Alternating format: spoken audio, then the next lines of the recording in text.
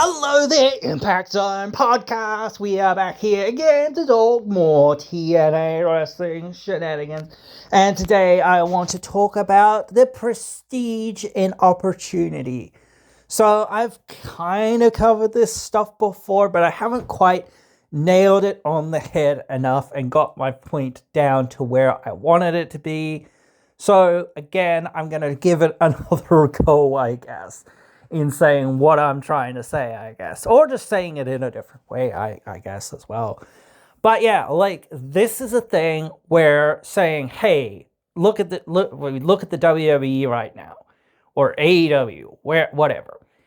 If you have some major talent, which both of these companies, and TNA does too, if you have some major talent, you've got to say, okay, we have our major talent from the past, from, not the before times, not the long ago, but like the talent that are currently at that main event or semi-main event, or people that we can sort of slide into that main event picture very easily. Your CM Punks, your Drew McIntyres, your Roman Reigns. On the women's side, your Becky Lynch's, your Bayley's, maybe, that sort of thing, Charlotte's, those people that have made their name, they're already really established, like, you don't really need to do a whole lot with them to kind of put them into that kind of picture. I would argue maybe some other people are in that picture, kind of, but, like, they're more, like, current stars, per se, or what have you. I would say Rhea Ripley is one of your, like, big-time current stars. I would say Liv Morgan is kind of in that space too, and whatnot. So again, like, you can look at AEW, the same thing. I think Toni Storm is like one of your current major stars. You've got the former Sasha Banks there as like one of the trailblazers, sort of, that is still one of your major stars, but is starting to fade away a little bit more and become more of that, they were already established superstars sort of things. Same with Moxley. They're sort of a current superstar, but they're more of an established talent. Jericho, absolutely an established talent. You didn't really need to do anything with him to establish him as like a major, main event level guy or whatever. Maybe you needed to do a little bit of that with like Kenny Omega and some of those other guys, but like they were already athletically or whatever at their peaks, so it really didn't take a whole lot for the audience to really accept them. So again, like, as long as you present them in the right way, you can present them like the stars of today. So they are still the stars of today, even though some of them, I think, like Becky Lynch is going into the mid card, and I think Charlotte and Alexa are both going into more of that mid card. But again, this prestige and opportunity, there shouldn't be 40 or whatever opportunities for everyone. The thing is, the more prestigious something is, the less opportunities you have to get said thing. That is why, you should have one world title for the men, one world title for the women. And you should have one mid-card title and maybe one set of tag team titles. That way you give, opportunities to whoever you didn't say, okay, let's give you the main event, or let's give you this big-time story for the title. Just pulling everything down, concisioning things down so that you've got this one title. It's the most important title. It's the world title. It's the women's world title. It's the most important title. When you win at Royal Rumble, you go to WrestleMania and you challenge for that title. It's the one with the most history, the most lineage, the best champions, the best moments, the best stories, the best characters. Just the highest prestige, because again, only the best of the best of the best of the best, should be in there and fighting for that. And really the faces of the company should be like in there and challenging for that. Not to say that you can't put somebody else in there, somebody new or somebody up and coming or whatever, but they have to be placed in that same echelon. When you say Brock Lesnar comes in and wins the title in 6 months and beats The Rock and beats Hulk Hogan and beats The Undertaker and beats whoever else it is, whatever, in his ascent to becoming the youngest champion in WWE history at the time. It's like, wow, that's crazy. But he's a freaking freak of nature.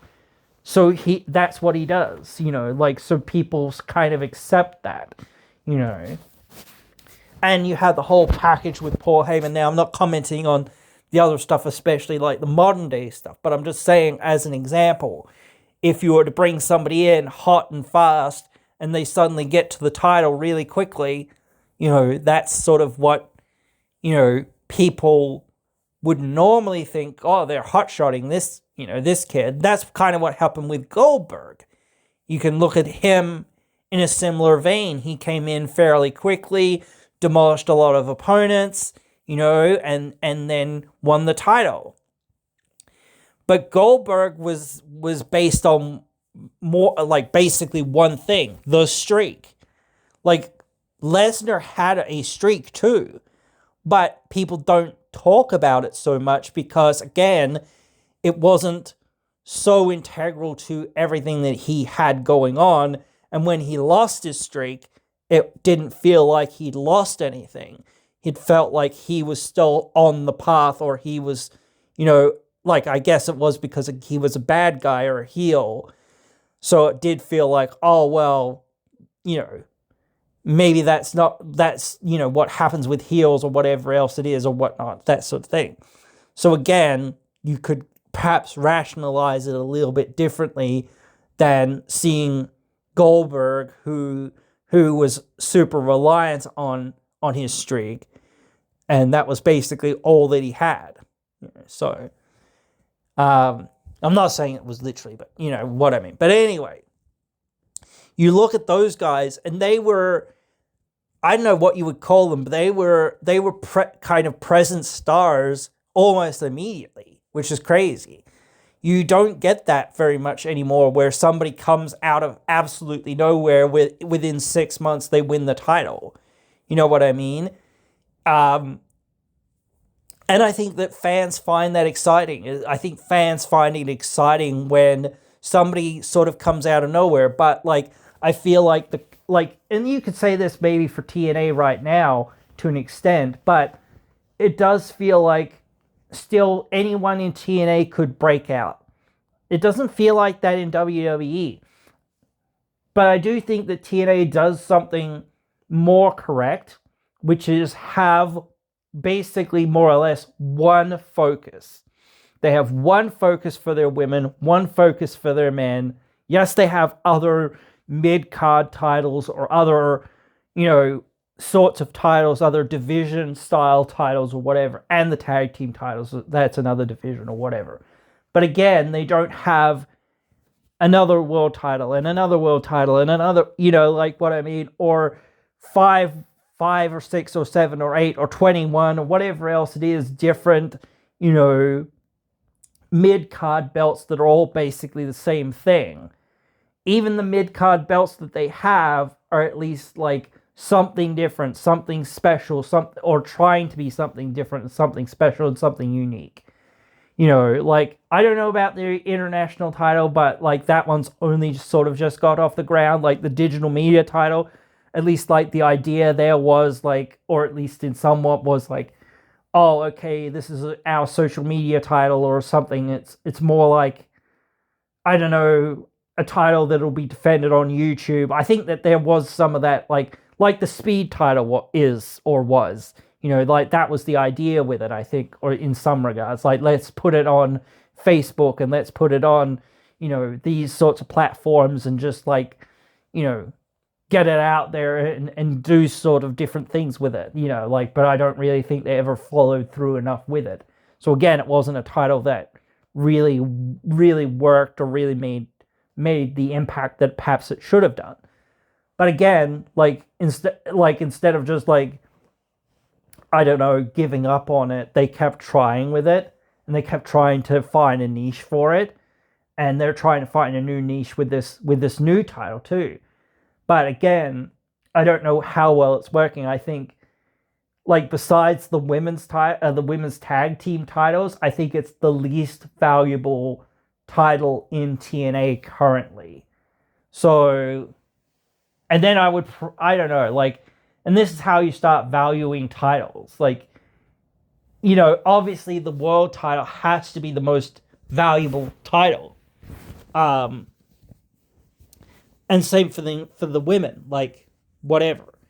If there's only one world title and there's only one mid-card title, then it's like, well, or whatever, one set of tag titles and one other mid-card title, then it makes those titles much more, like, sought after, because it's like, well, we don't have another championship here and another championship there and another one here and another one. Like, maybe if you say, oh, well, it's a bit different if Mercedes, or aka Sasha Banks, has the MLW title and the New Japan title and the AAA title or whatever. I don't know what all the titles that she had, but whatever.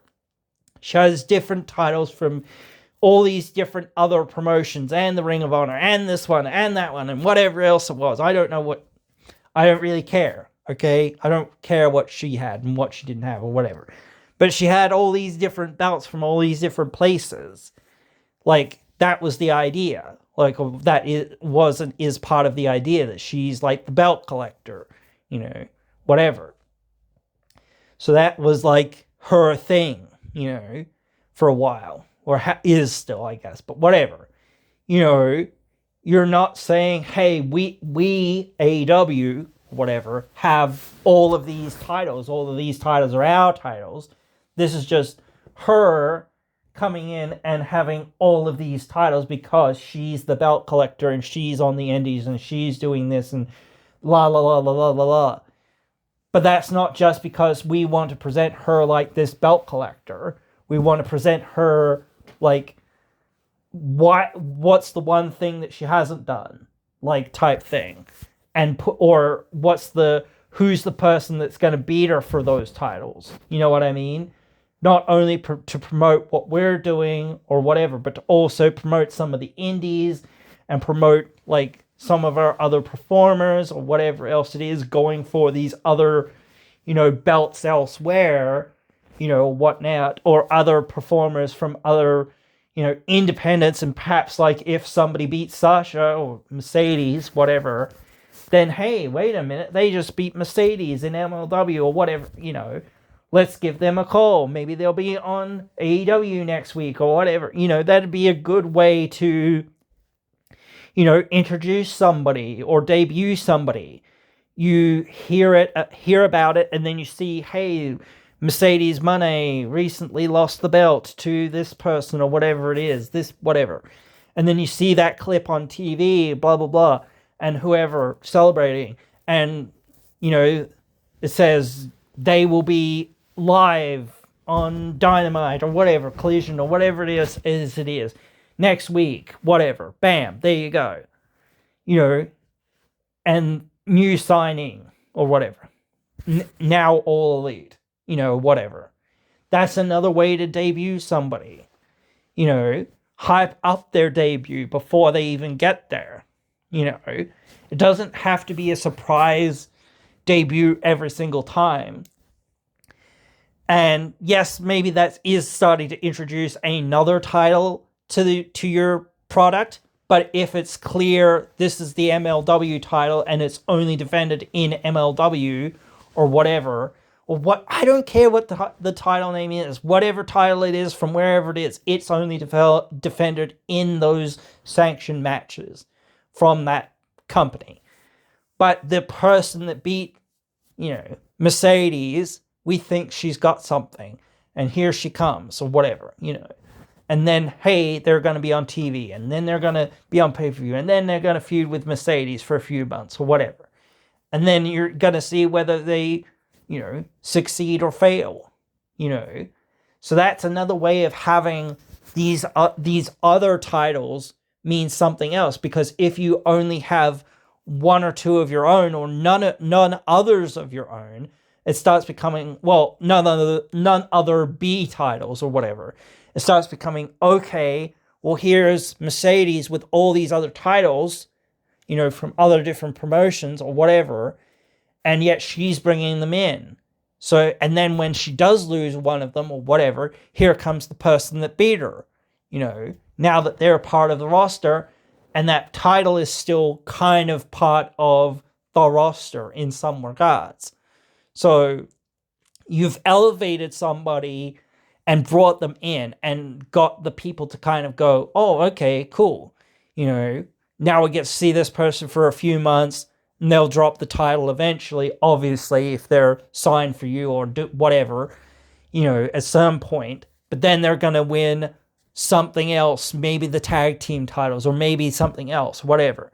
You know what I mean? So when you only have one or two, maybe three major focuses, it makes, in each division for men and for women, it makes those divisions or makes those focuses feel a whole lot more special, because there's not 30 other titles or whatever for you to win.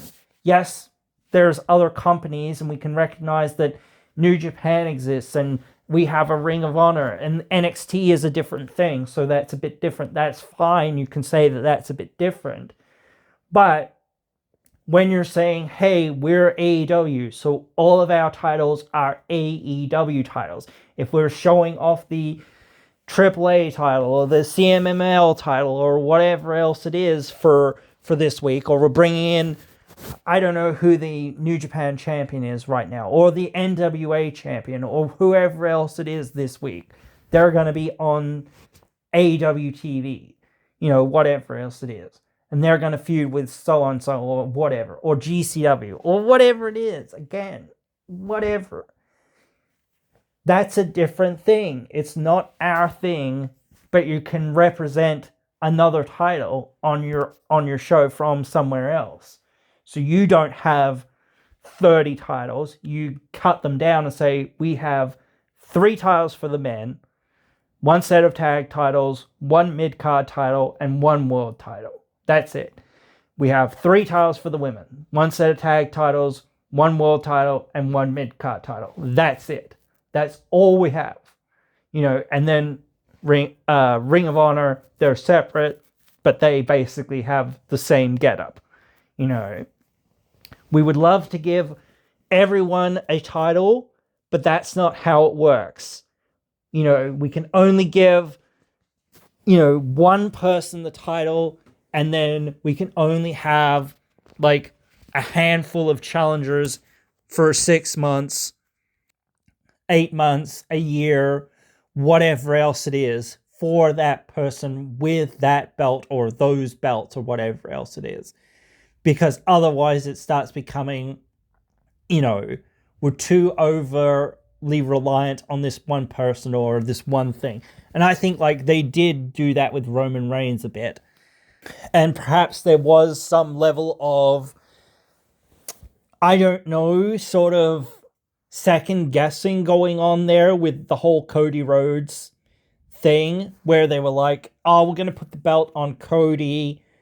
But then they were like, nah, we want Roman to get to 1,000 days, or whatever, and all of that stuff.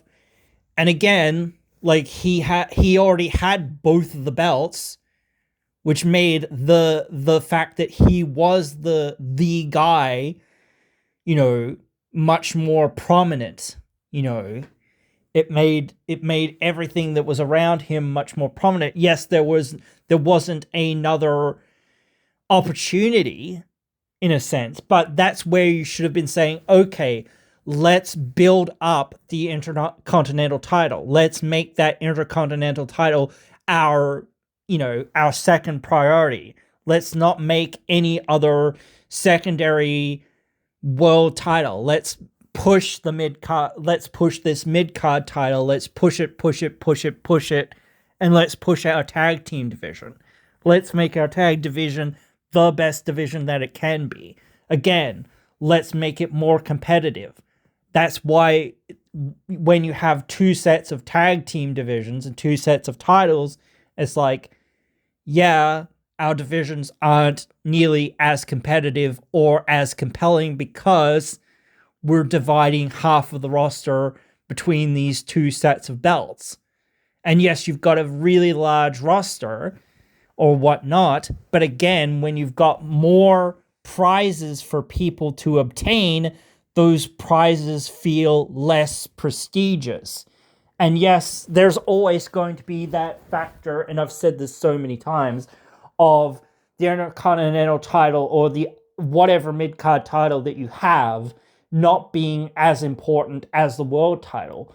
But that doesn't mean that you should be like, let's build another world title, because that becomes like even less prestigious. Because again, like, you had the Universal title that was there for like, I don't know how long, like 5 or 6 years, maybe 10 years, I don't know, whatever it was. Now you have the new World Heavyweight title, which isn't the same as the old World Heavyweight title. You know, it doesn't have the lineage going back to Ric Flair and going back to, you know, the NWA and all that other stuff and yada, yada, yada, that the old one kind of, you know, borrowed from. It's just this new bastardized version of a title. It looks beautiful and looks amazing, but, you know, it is a title that has only been around for like 2 years or something. And it is probably going to flop in the next few years. Why? Because it's the second grade belt. No one gives a rat's ass about it because the WWE title is pretty much always going to be there and always going to be the A-level title. So you're making this B-level title for no real reason, just because you don't know how to book your mid-card title as a bigger, more important title, and you're not going to push your tag team scene into being the most competitive and the most compelling that it can be.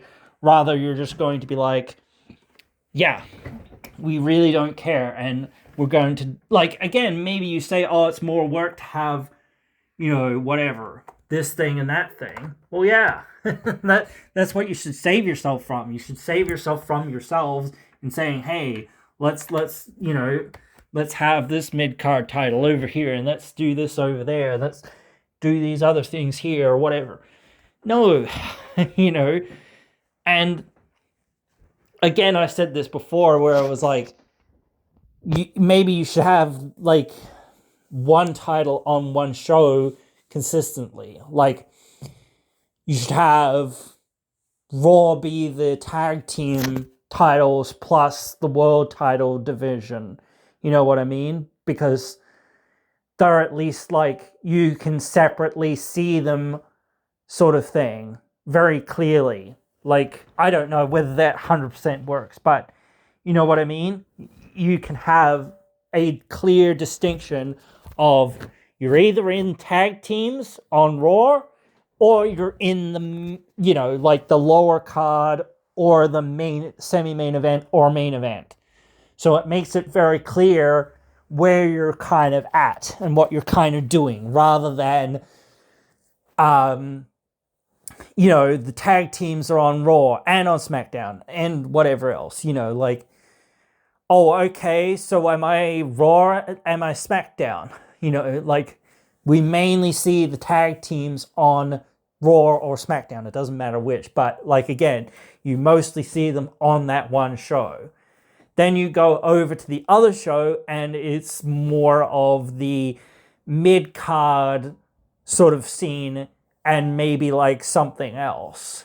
So you've got clearly, like, the lower, more of the lower card guys kind of thing. And I said this about, like, NXT too. I said, like, maybe you should bring more of NXT up to being more into one brand of the other, and stop having this divide between, like, Raw and SmackDown, and just have, like, you know, one proper, like show where it's like, yes, this is the B show, so to speak, where we have some of these NXT guys coming on, these younger guys are coming on, or whatever, and you have more of that mid card, like, or like lower sort of introductory kind of scene, that mid card scene where you can be like, maybe that's what you should do, is like, okay, having all the tag teams and having more of that mid card scene all together all at once on one show like SmackDown or whatever, on Raw. It doesn't matter which is which. Again, usually Raw is like seen as the A show among a lot of people, but it doesn't really matter which is the A show and which is the B show. Not to say again that you don't have like your other things going on these other shows, because you've got to have opening matches and you've got to have main events and things like that. So it's a lot easier to have a opening match when you have like some of these young and up and coming guys, because that's sort of where they belong in that, like, especially in their early days, you're going like, okay, we're just getting to know these guys. They're not main eventers yet. They can be in the mid card and they will open up some shows or whatever else it is. That's not just because they belong, curtain jerking or whatever else you want to, say about them or whatnot, or they only belong in the opening match. It's because that they can get out there and that they can, have a good 20-minute barn burner opener to get the crowd going. All right, now we're hyped for this show and let's freaking go, boys. Like, same thing for TNA. They should do the same thing.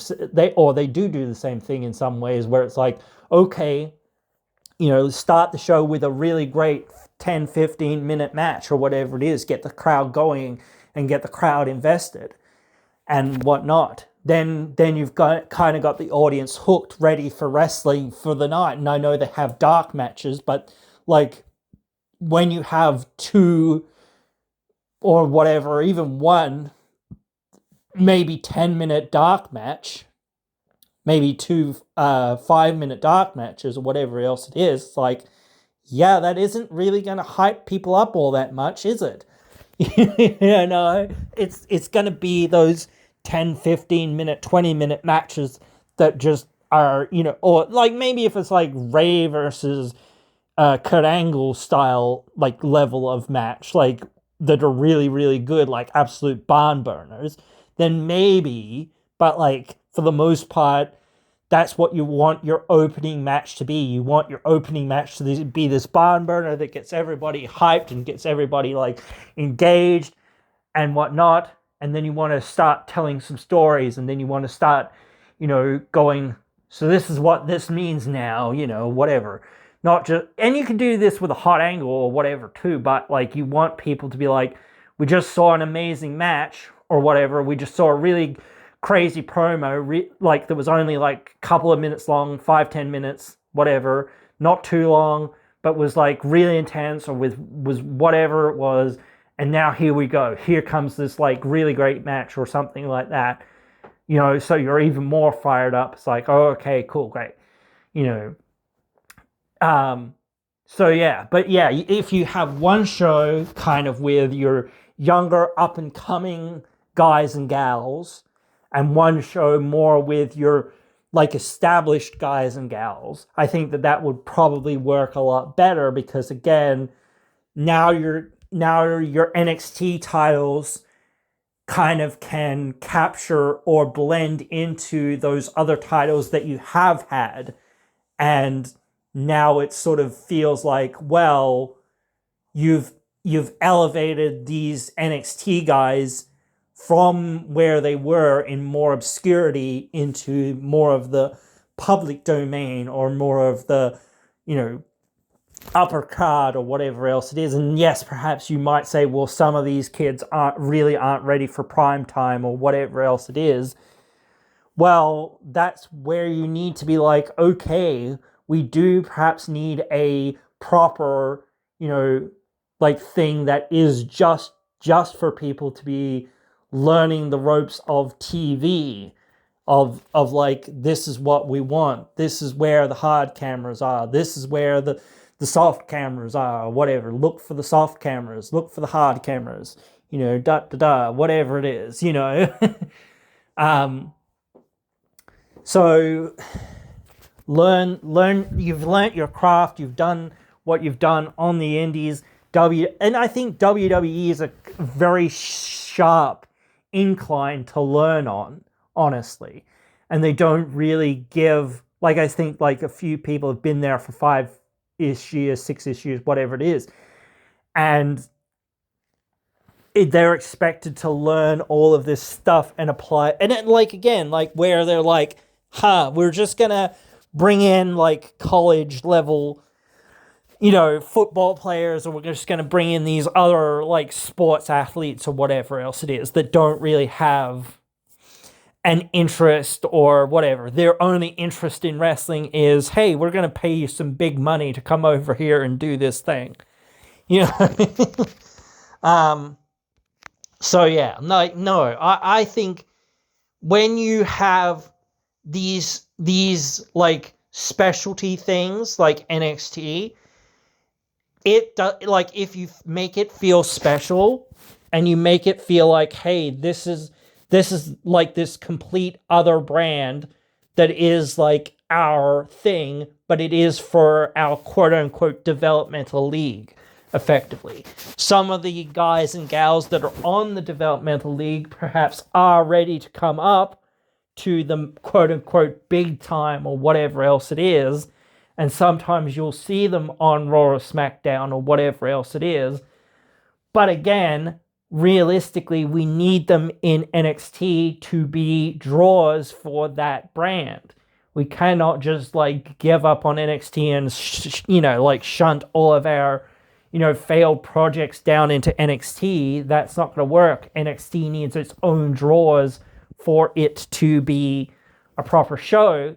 But that's where you might be saying, hey, again, like, let's balance this out by saying, hey, there is a brand like SmackDown or Raw or whatever, where the younger guys will mostly come onto when we think that they are ready for more of the main stage or whatever.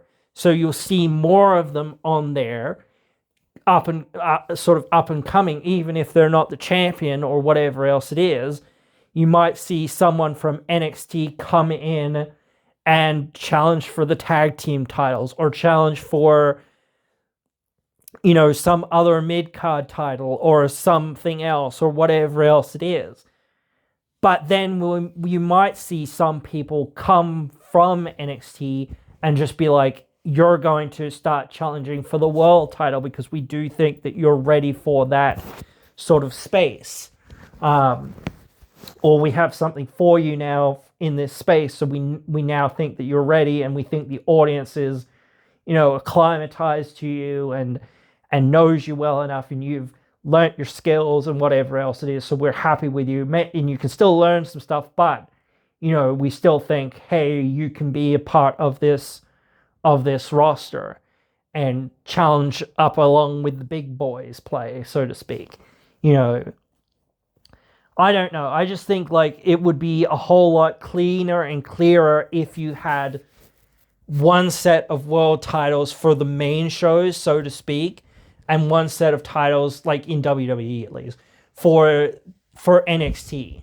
And then you're going to get rid of like these other titles that just are B-level titles anyway, that no one really cares about, and you don't have enough time to focus in on.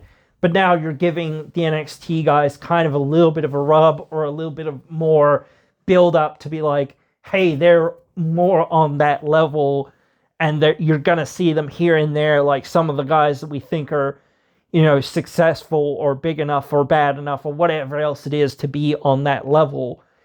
And yeah, you'll see some of the more other guys like on the other show, like Trick Williams or whatever, Obafemi or whoever else, like doing their stuff over there.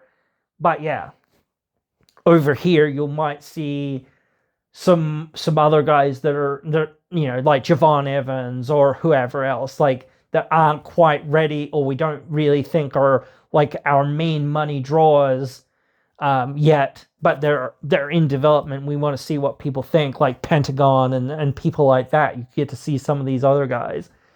And plus, again, like all the storytelling for a lot of the mid-card guys will be on the same roster.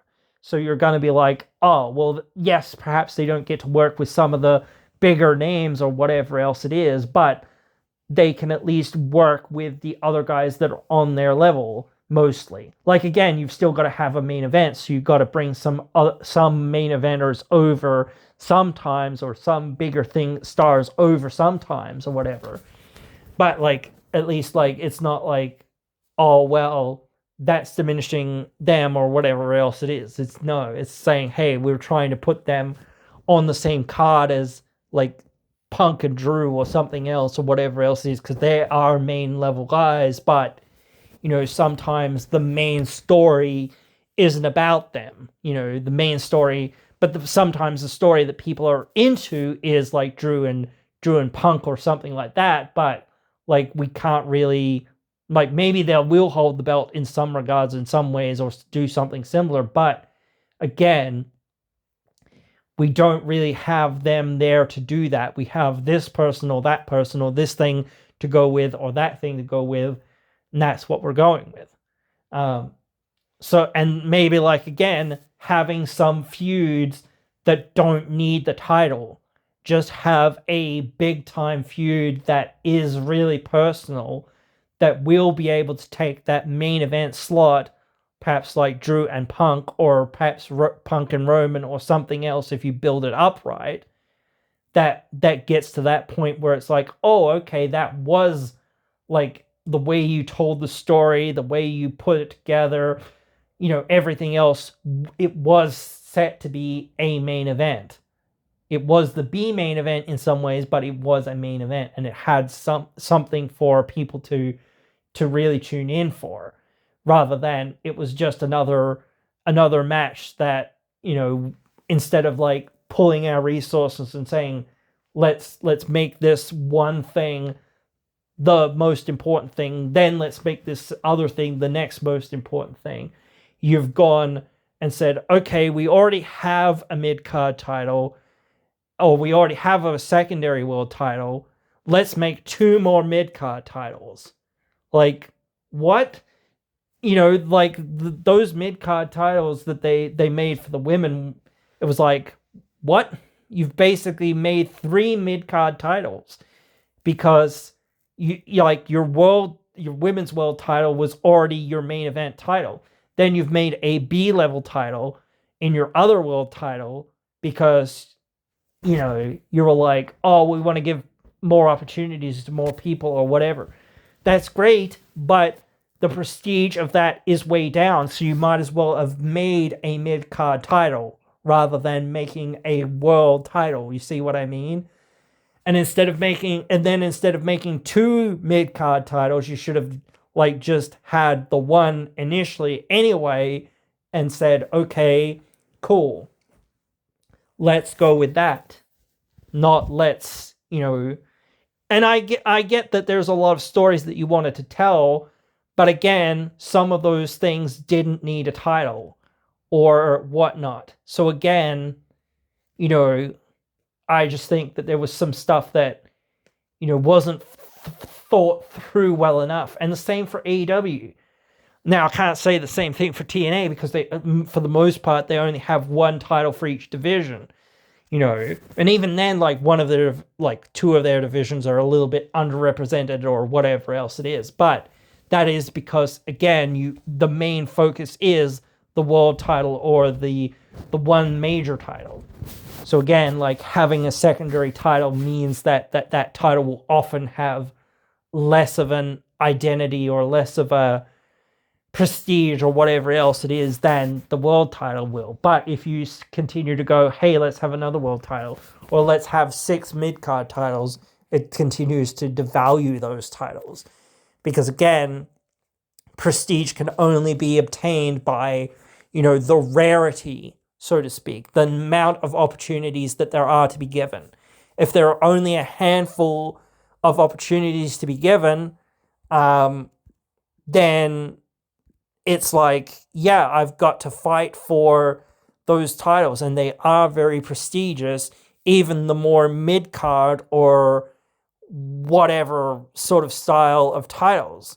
At least, like, I will have to work hard to get, those things. So if you look in AEW, you've got the International Championship. You've got the NXT Championship. So that's 2. You've got the Continental Championship. That's 3. And I don't know where this is the men's. I think most of these are men's title. Then you've got the National Championship, which is 4. So that's 4 mid-card titles, not including tag team titles. And then you've got the Trios Championships. Then you've got the women's titles. You've got one title there a secondary title there in the women's division, and then the tag titles in the women's division. So then maybe that's not as bad in the women's division there, but like with the men's titles, you've got 4? 4 mid-card titles and 1 world title. And that's not including the tag team titles, which you've got a trios version and a regular version. So, again, like if you want to do trios stuff sometimes, that's cool. But should there really be a title for it? I don't think so. I just think saying, hey, this one team is effectively a faction or whatever is a trios. And often, again, you're going to have that with heels. So they operate under the Freebird style rule, which basically means like you might challenge any 2 combination of those 3 or of those 4 or of those 5 or 20 or whatever else it is. But again, you will know, okay, this is an uphill battle for the babyface.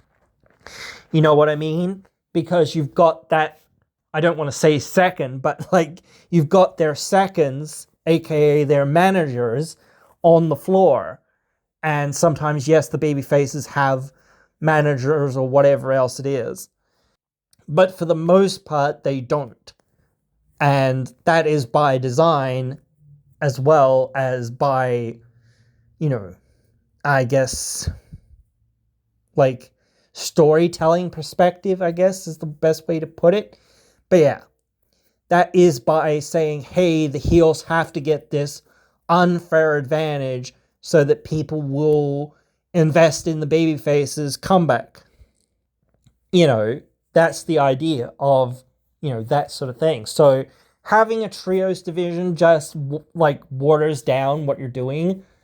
Unless you're going to say, hey, these guys are dirty, no good, sons of bitches or whatever else it is that, again, use their numbers advantage to retain the title on a regular basis. So, yeah, I think that's how you should do that. For the main card, I don't care which title you're gonna, mid-card title you're gonna more focus on, but you need to cut it down and say, there is one, that is it.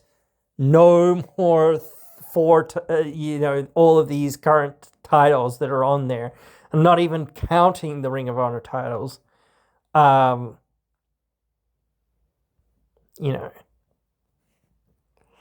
So, but whatever. It is what it is. Let's have a look at the current Ring of Honor champions. So you've got the TV title and the Pure title. I would get rid of one of these titles and just focus on the other. Then you've got the Tag Team Championships and the 6-man Tag Team Champions. Again, same thing. I would focus in on one set of tag team champions and one or one or two maybe heel factions or whatever, or heel trios or whatever, rather than having all those. So you've got the TV title in the women's division and the Pure Championship in the women's division. Again, I would say cut this down. Have one mid-card title and that's it. So that it's much more like, this is our person here in this division. We don't have 3 or 4 other titles. And I understand like the Pure Championship or whatever is a bit different. But again, that's what you're kind of known for.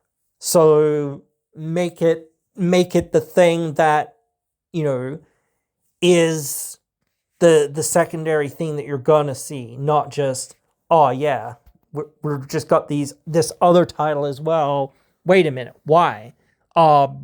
Because people find the Pure Championship too boring. Well, then cut it. Like, if it's not working, cut it. You know what I mean? I think that the idea of, like, what did they have before in TNA? What was it called? The Grand Championship, I think it was called, where you had these matches under different bouts and had different time limits, and it was like more like MMA or whatever else it was, where you had rounds and all of this stuff, and if you didn't beat your opponent in the rounds, that it was decided by a judging panel or whatever. I think that kind of thing could work in Ring of Honor. Just take that concept more so and say, okay, it's the Pure Championship. The biggest thing that you could do with the Pure Championship, one of the biggest things you can do with the Pure Championship, is have somebody who, goes by the rules technically, but breaks the rules technically. Like, they do the right thing, but they do it in the most heelish way possible or whatever. Or they use that to their advantage. Stuff like that. Because again, like, even if you have this title that's the idea, that is meant to be pure and all about wrestling, the idea is to put people in there that are trying to circumvent that. Because otherwise, the title doesn't mean anything. It's not representing anything. It's just there. And you're just having matches between people that don't utilize the stipulations to get over or to get somebody else over. You know what I mean? You've got to be getting these people, characterly, embedded, so that they can be draws for your company, so they can be draws for your brand. People do, they do connect to pure wrestling, but they need storylines. They need characters. The best characters to do with these sorts of style of titles is circumvention, is having these people that are breaking the rules or taking advantage of the way the rules are laid out, so that they can get themselves over as a heel, so that they can get their opponents over as a babyface, so that when somebody down the line beats them, it means something. And you've had Athena there for, like, since 2022, I think it is, holding that title. And it's like, yeah, I understand this is like the D show or whatever, and there's Collision and that, whatever. But, like, again, like, who's challenging her? Like, Mercedes challenged her a few months back or whatever else it was. But, like, who's, like, I don't watch it. But again, like, it feels like there's no one else there, because she's held that title for forever and a day, and there doesn't seem to be anyone there to challenge her. And maybe you should put Toni Storm or somebody like that down there to give her, like, a program to work with. You should move some of your major stars down there for a little while, even if it's just temporary, just to say, hey, Toni Storm went to try to defeat Athena because she has been Ring of Honor champion and she has done all this other stuff, but she has been AEW champion rather, sorry. But now she wanted to be the Ring of Honor champion, but she couldn't do it, and Athena beat her. And now here's Athena this week, defending her title or doing something else or whatever. So again, you get to see some more of these people that you have on your roster doing more than just existing on their own little show and never really being mentioned or never really being seen or never really having more major challengers from the main shows or never being on the main shows to being oh, wow, here they are, suddenly and doing something else. And here comes Mercedes Moné to challenge them or whatever else it is. So you're putting more of that star power into your smaller shows sometimes so that you can be hey, there is stuff happening over there. You need to go and check it out, And, you need your young and up-and-comers and whatever else and all this other stuff as well. But, yeah, you need to also make your titles feel important by having either your current crop of talent that are your main eventers and or your past, historical legends, icons, whatever, that are there to challenge for those titles or there in those brands or whatever else it is. That's why TNA has brought ODB back. That's why TNA has brought back, Mickie James, because it's they add more star power, more of that legend icon status to their programs, and they have these current level people or somewhat current level people that are there that they're going to work with. But you also have your young and up-and-comers like Indy Hartwell and the other people that are kind of there. I don't want to go through every single one, but again, you've got these other people that are there that are young and new, but they're going to become eventually your current crop. And then eventually they're going to become the icons or the legends or whatever that are starting to phase out or whatever. So again, that's the ebb and flow of wrestling. You come in, you're new, you're hungry, you're fresh, and it takes a while, but suddenly you're a part of the current crop of superstars. Then eventually you'll become an icon or a legend or, a proper superstar of merit, But there's only one way to do that, which is time.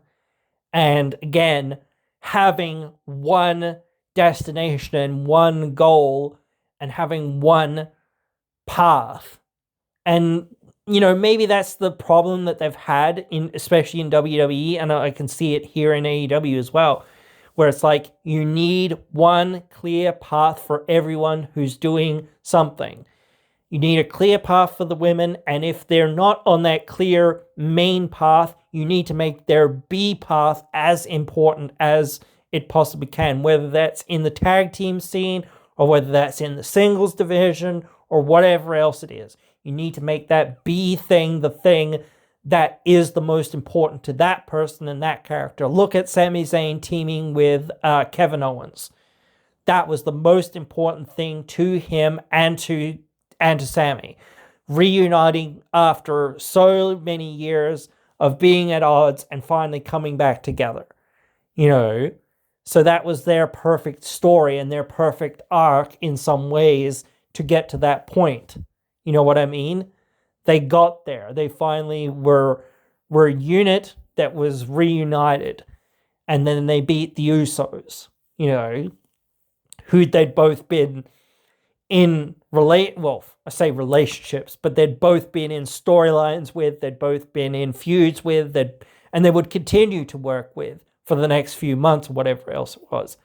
So again, you gave them both something to work with that they fitted in. They were somewhat the current stars, but they were more of those icon legendary stars at that point. They weren't the mainstay stars. Maybe you could say KO and Sami never really got their flowers and they maybe should have done. So you could say they're still in that main, that crop of now stars, but they'd been around for a long time, so they were starting to fade more into that stars of yesteryear sort of thing. And again, that's where I'm like, when you have you, not that you can never do this, but when you have somebody that's a more of a star of yesteryear, so to speak, win a title, especially off somebody new and young and hungry and needing to be pushed and needing to be bigger and badder and better, it's like, okay, cool, great. That's cool and great, but what does that do for the person that needs to be built more? So, like, look at the Gunther match that Sammy had. Maybe that should have been for Chad Gable. Again, he was a guy that's been there for a long time, and hadn't really reached that apex. But like, it still felt perhaps like he could become the next guy, or he could break out, or whatever else it was. So again, giving him that opportunity would have meant more. And again, maybe you could have done that not in a singles match, maybe in a triple threat, maybe in a fatal four-way or something else, with Gunther not even getting pinned, and then Gunther going, you know what, I've got bigger fish to fry, or something else after that. I've realized something, or he beats somebody like Drew McIntyre or something like that, or something like that in like some other context, or beats John Cena or something like that, or whatever else it is, or beats somebody that's a main event level person, and then goes, you know what, I've realized after just beating like one of these main event level people, I am destined for more, and I am, I have bigger fish to fry. I could beat Roman Reigns, or not beat Roman Reigns, but like, I could beat Cody Rhodes or something like that. Things like that. Or I could take out some of these legends. I'm better than all of them anyway, and things like that, or whatever else it is. Those sorts of things. That's kind of what you did with him after that. But again, that's where you should have been like, okay, this is what we're going to do with you, type thing, But yeah, it's not a title situation, but it is, focusing in on that person and saying, hey, this is our thing for getting this guy from where he's at to the next level. He was just the Intercontinental Champion for a full year of even more, or whatever it was. And he had an amazing run, and he had these amazing matches, and he did all this amazing stuff. He's broken out, and now we've figured out what we're going to do with him, and everyone's kind of acclimatized to him and what he does and who he is and whatever else it is. So now we can see him in this role in the upper card. Maybe he's not the champion all the time, but at least some of the time, when it's called for, when it's needed, and whatever else. He's still, even if he's not the champion, he's still going to be in a prominent position and still going to have something to work with all the time. He's not going to go away. He's going to be here. He's going to be doing big things and having big matches and doing whatever else. He's not just going to be, in the corner enjoying nice catering or whatever, like a lot of people are. And that's because, again, you don't have a clear-cut vision of what you're going to do with them. You might be like, well, let's make this US title. Oh, but we have 3 titles that are effectively, or 8 titles that are effectively our mid-card titles. Yeah, but whatever, we're going to have another one. Whatever. What? That's what I mean. You can never make another world title work, ever. It doesn't work. Every other title that you have besides your main title is a mid-card title. No matter what you want to call it, it's another mid-card title. And I love the Cody, Orton thing, but I don't think that the Orton, the Punk Reigns thing is that bad. But I do think, again, it, like, despite probably being the more promoted program, so to speak, that Cody and Orton isn't a bigger match or isn't a match that people have wanted more. And this is what I mean by saying that feud between Punk and Roman, does it really need a title? I don't think it does.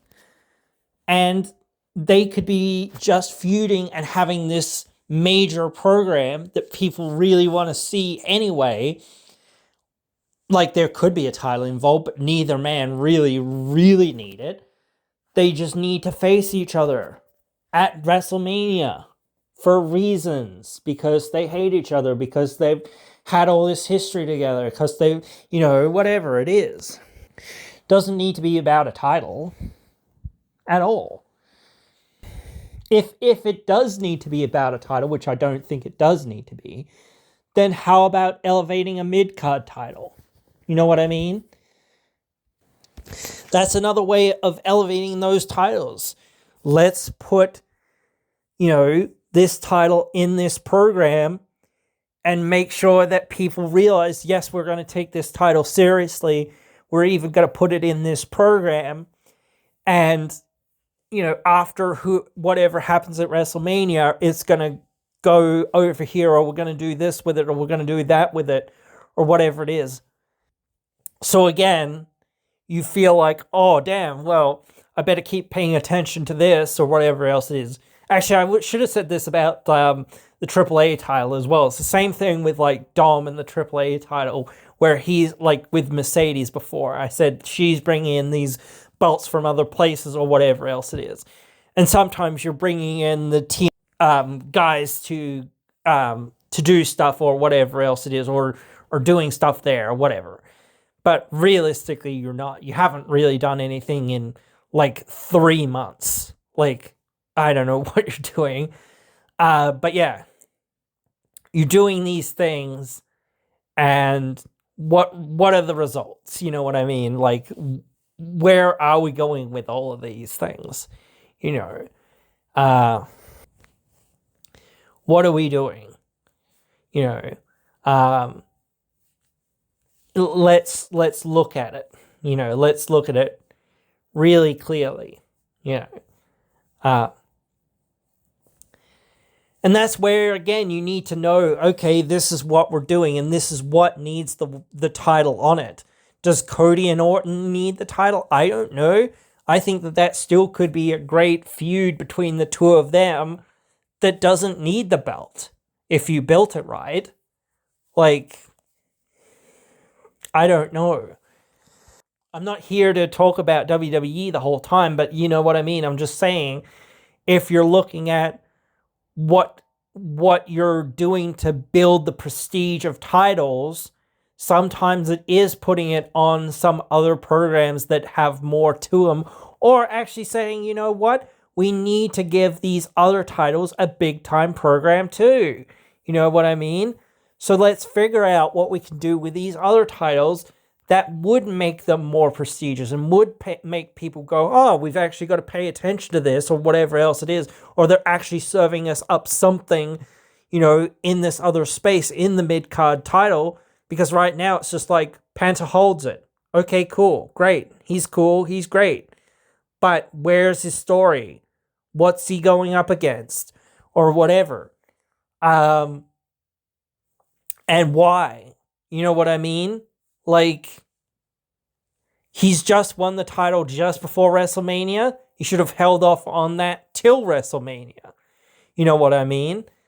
Because it makes no sense for him to be like, oh, I just randomly won this thing.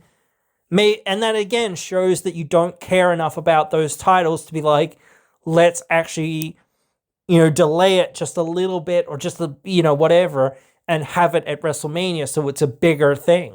Or have it, happen at least on pay-per-view or whatever. Let's make it a really big deal. Not just it happened and there wasn't much of a story around it, and there isn't much of a story around it now. And I mean, like, again, you can look at like, right now, the X Division title is in that sort of space where it's like, there isn't many people in that division. There isn't really many stories in that division. Like, there is one or two, but, like, that's about it. And, like, the international title doesn't have anything really in it right now. So those titles don't feel as prestigious. Like maybe, like, even if I could say, like, the women's tag teams doesn't have much of a story in it. At least, like, the women's tag team is being featured in a somewhat prominent story with these, legends from the past or whatever else it is. At least there is something there for them to do, rather than just not being on TV and enjoying nice catering.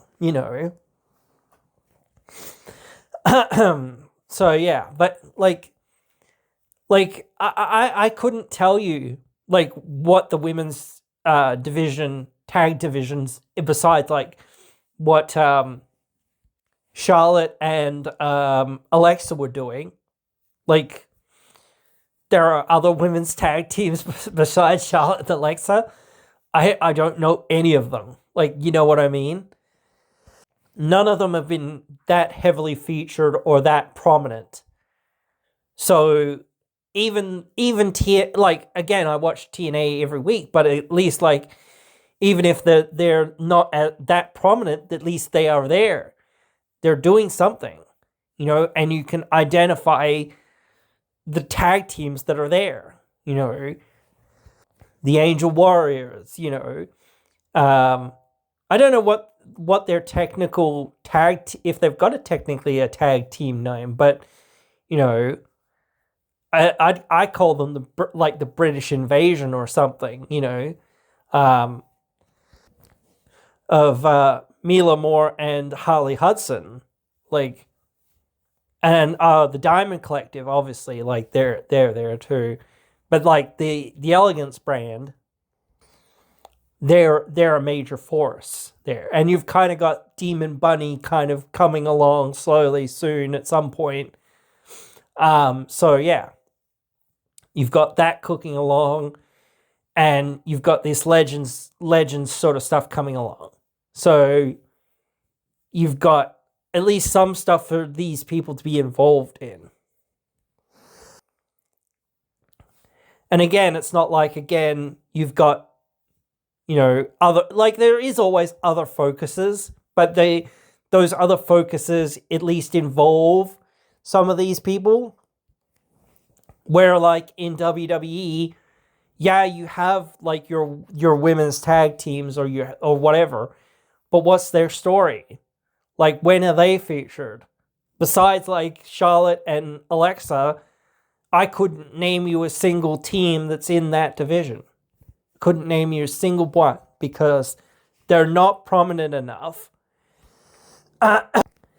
They haven't been given significant enough story or significant enough time or a significant enough care to do that. Like, they said that they were going to do TLC for the women, but, like, what happened to that? Where's that going? What's happening there? Let's quickly look.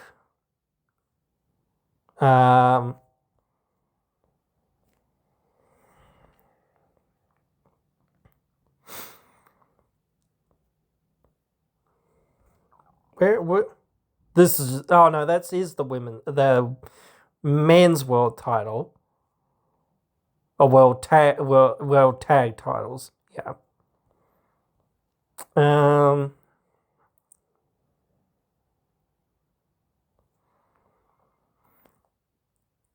okay. So the women's tag team is Nia Jax, Lash Legend, and they defeated Rhea Ripley and Io Sky, like, in February this year. So they've only held the titles for a short period of time, Let's see. Like, this is where I want to be. Let's see. Is it under Reigns? I think like that is cool because you've got the superstar in Nia Jax, and you've got the young upstart in Lash Legend. So that is kind of cool. Wait, hang on. Wait. Is this date, event, location? Okay, so that is like when they won it. So Rhea and Io won them in January and lost them in February. Okay, so before that, it was the Kabuki Warriors who won them in November and lost them in January. So this is what I mean. Like you've hopscotched all these championships and hot potatoed these championships, and it's like every couple of months they've changed hands. Alexa Bliss and Charlotte gained them in August, lost them in November. Judgment Day had them in June. Judgment Day had them, Raquel and Roxanne, Liv Morgan and that was because the Liv got injured, wasn't it? Yeah, okay, I see. Becky Lynch and Lyra, Liv and Raquel. Okay, I'm not going to go back too far. That'll do. So that was this last year. Okay. But currently, I couldn't tell you who else is in that division. You know what I mean? So, yeah. That is what I mean by saying these things aren't prominent enough. There's too many other things going on, and you're not got enough focus on this one thing or this one other thing. They don't have a story, or the story that they have doesn't really like affect or engage with the rest of the roster or the rest of the teams in that roster. You know what I mean? Like who are they facing? Exactly. You know what I mean? It's like, oh, okay. And this is WrestleMania. Like you should everything should be prominent. You shouldn't have to like look it up. You shouldn't have to think about it. You shouldn't have to, go out of your way to be like, realize, oh, this is what's going on. Da da da. It should already be like in your face saying this is what it is. You know what I mean? So that you go, yep, okay, I know what it is. These are the teams. They're feuding. They're on TV. They get some time. Whatever. It is what it is. This is where it's going. At WrestleMania, they're going to have this major match. And between now and then, what are you doing with them? Besides, like, just promos. They've got to be wrestling other teams, especially or the other teams have got to be wrestling to get that number one contendership or whatever else it is. And perhaps that's another thing that you should, do away with is the Elimination Chamber type thing. Get rid of, saying, hey, well, not get rid of it, but get rid of saying, hey, or maybe move it to another point in the year, just before SummerSlam or something, or at SummerSlam or something like that, whatever it is. Because, again, when you say somebody gets another shot at going to WrestleMania, well, that can only be for something B level then. Immediately you're saying this is less important or whatever. Unless you're sort of trying to write that story of, desperation, against all odds sort of thing. which is what the Royal Rumble used to be. And maybe like 1 year, perhaps you should say, let's not have the Royal Rumble. Let's just have the Elimination Chamber, instead. Or whatever. Or again, let's move it to another point in the year where it's like, okay, somebody gets a major opportunity at SummerSlam, but they've got to go through the Elimination Chamber to get there. Or the championship has become so crowded and there is so much heatedness around the title that we're going to have an Elimination Chamber match.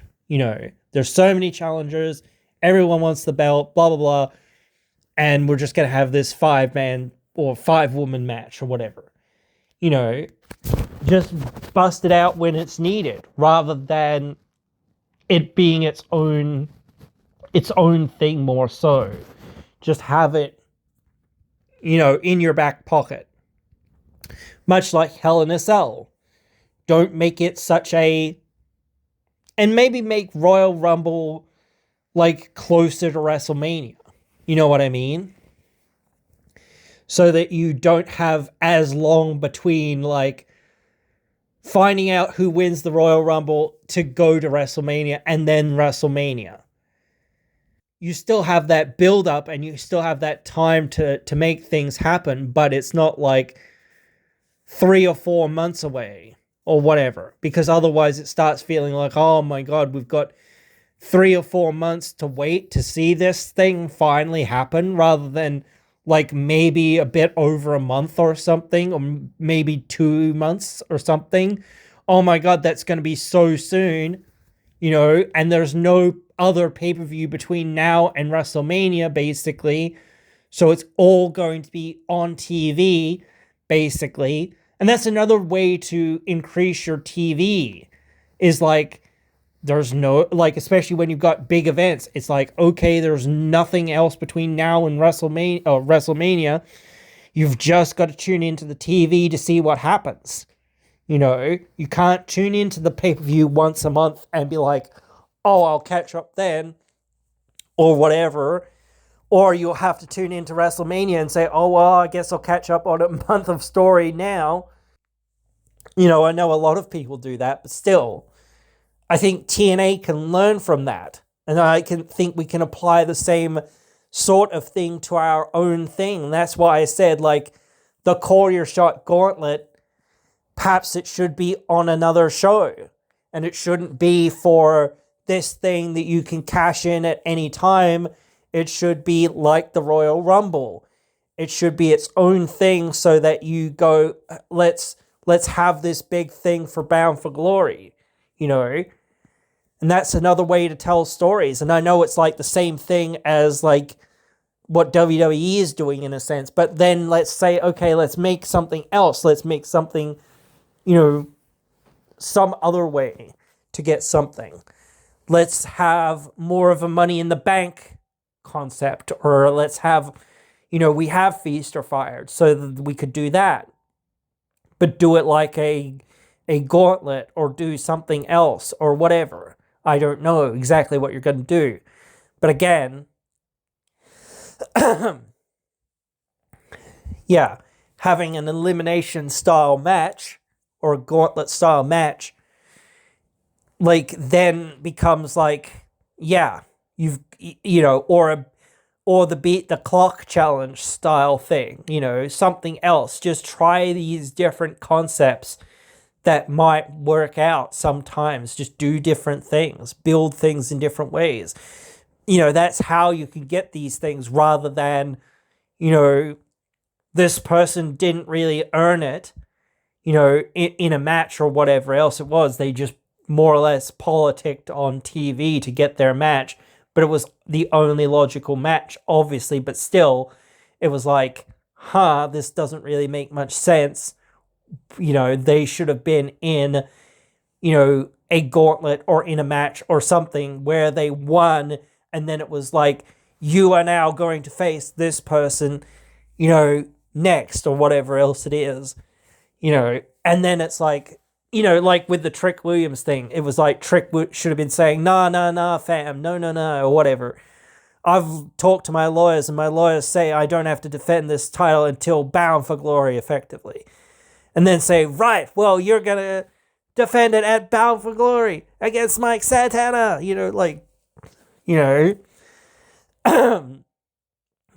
Or against the winner of this thing, and Mike Santana's in it. You could do the same thing that they did at WrestleMania. Which one was it? Was it 6?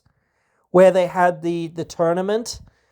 Or at, what was it? Which summer Survivor Series was it that they had the Deadly Games tournament? Do that. They had that Bound for Glory series. Everyone loves that. Bring that back. People have wanted to see that come back for ages. Bring it back. Again, same sort of thing. Put the number one contender, or the one guy that you want to get through the brackets, in the brackets, and then somehow, some way he comes through all the odds and gets enough points at the end, to challenge for the title, So that's something unique that you do have that you could do again.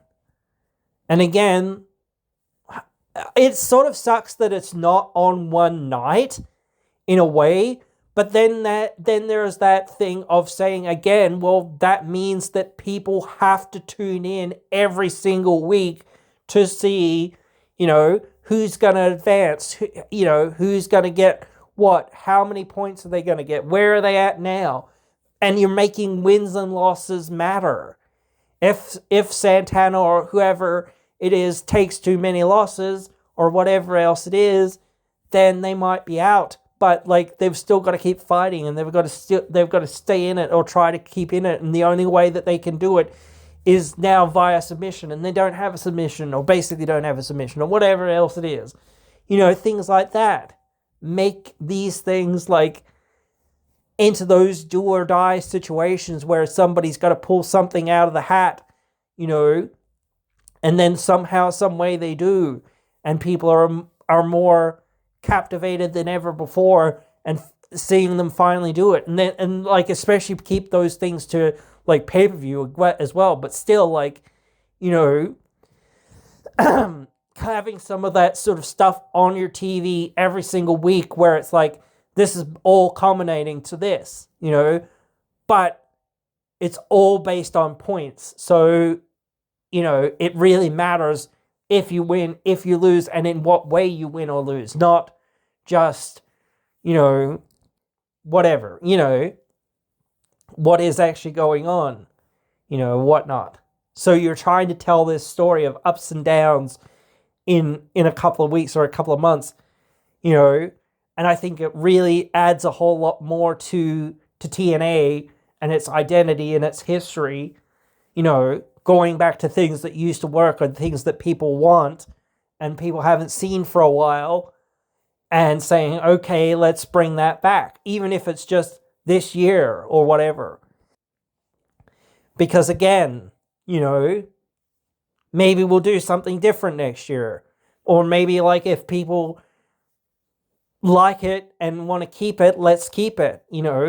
If it sticks the landing, so to speak, let's keep it around. So again, let's make some things work. Let's focus in on the things that are our current stars, and our legendary stars or our iconic stars that we've got for our main event scene, but also building in those new younger guys that are up and coming. And maybe some of those are more ready for that upper card than others. But at least we don't have to worry about 30 or something other titles, maybe 1 or 2 other titles that are sort of a little bit lagging. But then let's focus back in onto those. Let's say, okay, let's cut the international title. Let's focus in more on the X Division title, because it is the title that has the most history. Let's give the women a secondary title besides the tag team titles to fight for. So there is something else. Maybe an X Division a women's X Division title. You know, that would be really unique, you know, or a women's international title. Something different for the girls so that it's like, hey, there is a prize B and we will give you something else to work with, work for if you're not just in the main event or not just a tag team person. We're not going to just force random tag teams and we're not going to just break tag teams apart at random. We're only going to do that. We're only going to really break teams apart if we see the potential in somebody to become a main eventer or to become a proper singles act. Or the audience does, you know, like they're really behind Carmelo Hayes, or they're really behind this person there, or whatever it is. So let's start getting behind them.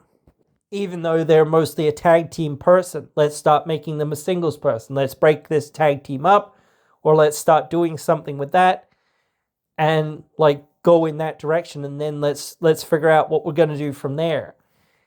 And then you go there. But yeah, guys, I think, again, that we're in a good position for the most part. We do need some stuff to be worked out a little bit better, but I do think that it is mostly better than WWE and AEW. There's not as much dead weight, so to speak, of in TNA, where it's like, oh man, there's all these titles and all these people that, you know, are just kind of meandering around or doing really nothing.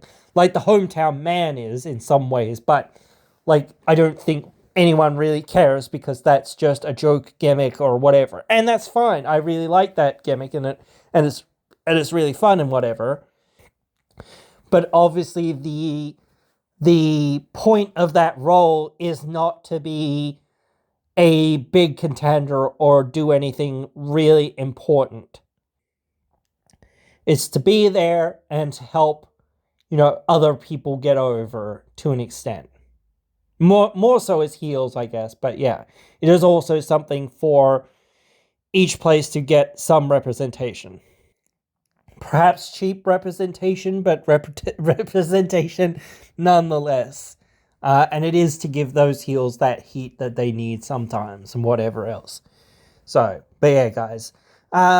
I've been waffling on for quite a while on this subject, so I'm going to wrap it up now. So, yeah, I certainly hope you've enjoyed this one, and I hope you're being good to yourselves and one another out there. Yeah, but I also hope that you'll, of course, join me again in another one.